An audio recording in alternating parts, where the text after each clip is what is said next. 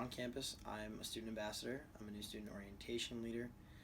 I am the photo editor and the men's volleyball beat writer for the Springfield Student, as well as I have an on-campus job with marketing communications. I'm on the e-board for our Club Ultimate Frisbee team, and come the 28th, 29th, and 30th of the month, I will be writing for a couple different publications, one being our on-campus newspaper for the National Championship for men's volleyball.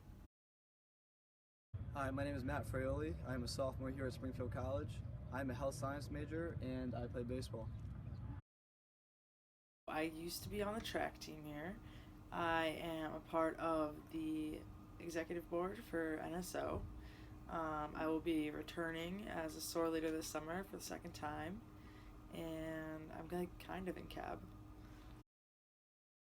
On campus, I am an NSO leader. I am also a PAWS peer educator, and I'm on the e-board of the campus activities board. So my name's Jack Portlock. Mainly I'm involved in pre-camp. I've been involved in LTC. I've been a participant twice in the past 2 years.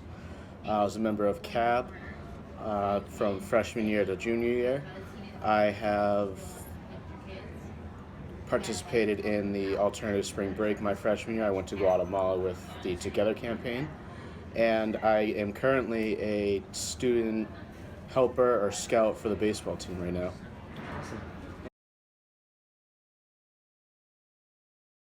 I would hope people see me as hardworking and kind, and even most of the time happy. I know everybody has their bad days, but most of the time I can kind of shed some light to some other people's lives, and I would think that a lot of people say that I'm busy. I perceive myself as funny, optimistic, very outgoing. I like to help others, and very talkative. I hope they would describe me as nice, relatable, genuine. I think I'm funny. Probably like extroverted, talkative. I don't know, generally happy person. I think people perceive me as somebody that they can always go to if they need help, and hopefully they see me as just a kind person that's always willing to make somebody laugh and have a good time. People would describe me as like a generally happy person. Like I'm always saying hello, like always giving a helping hand. Like I'm always willing to hug someone if they're having a bad day or even just listen to them. Someone who's dependent and will do anything for other people just on the beat and off the bat.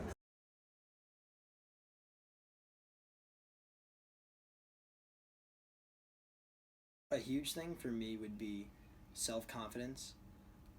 I really don't know kind of where it stems from, but I just felt that I really had a low self-confidence level in myself, and because of that, whenever I would get large amounts of work or I would have a lot of different activities to do for different things, which is kind of ironic why I would do so many things if I start feeling overwhelmed. But it kind of gets me to stop thinking about anything else that's going on that would negatively affect me. But sometimes when I do get way too overwhelmed, usually I can handle a large amount of tasks at one time. When I do get too overwhelmed, then I start to feel anxious, and that's where kind of my anxiety comes on. So everything kind of has like a stage. First, it starts with self-confidence. Can I or can I not do this? And then a lot of times I feel like, hey, I can't do this. Then I get overwhelmed because I don't think I can do any of it. And a lot of times I suffer from quite an anxiety attack, which a lot of people really don't see. Back in January, I had some blood work done, and it turns out that the allergist found out I'm allergic to wheat.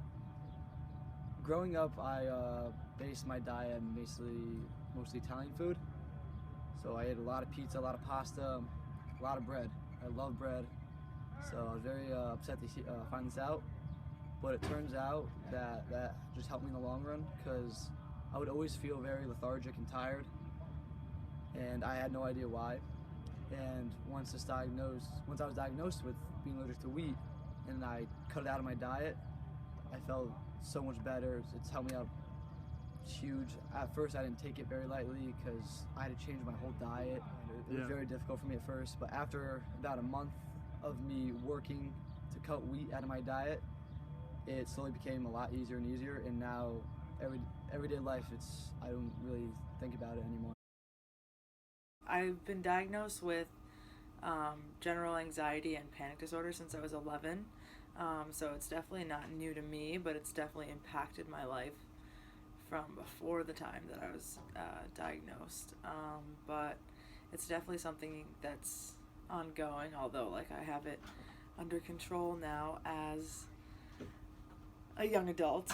I've definitely struggled with it since I've been a kid. It's interesting because people think that, you know, because you're like happy 1 minute and they see you in the union, like you're not struggling when you go, even just go to the bathroom, like excuse yourself just from being surrounded by people. So I think it's like a really good thing to not generalize someone if you don't really know them on a personal level. At a young age, I was diagnosed with ulcerative colitis and sclerosing cholangitis. Basically, it affects my digestive system and my liver. Also, within the past 6-7 years, I was diagnosed with esophagitis, which affects my esophagus. Basically, all those combined kind of give me heartburn. Sometimes I have a stomach ache. And also, I can't eat certain things, and also I can't drink alcohol ever. It's being in college, it's a part of the culture, being able to drink alcohol and going out with your friends, and I really can't partake in any of that since I can't drink. So I don't know, it makes me depressed sometimes thinking about it, especially like on the weekends when all my friends go out and I can't go out with them. It makes me like I'll either have to stay in my room alone or just hang out with somebody that doesn't drink.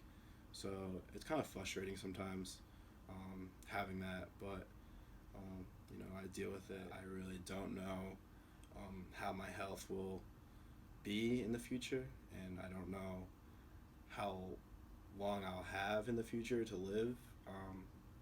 So just being scared of my health fluctuating and being scared that I won't be healthy for a long time, or being scared that I won't be healthy in the near future. It might affect my job and finding a job and moving away to go find a job. So definitely scared about that, and just how long I will have in the future to live.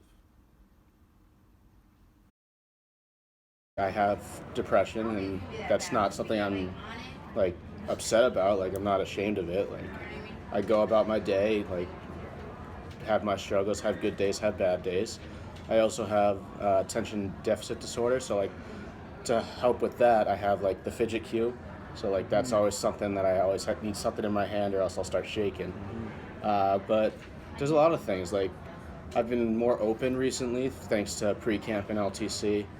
But really, my goal by the end of college next year is to have someone to trust enough to tell more than 50% of my life about, because no one, including my parents, even knows that. So it's something that I want to lean towards and really push myself to do that, because I want someone to know about me, because I'm tired of really hiding.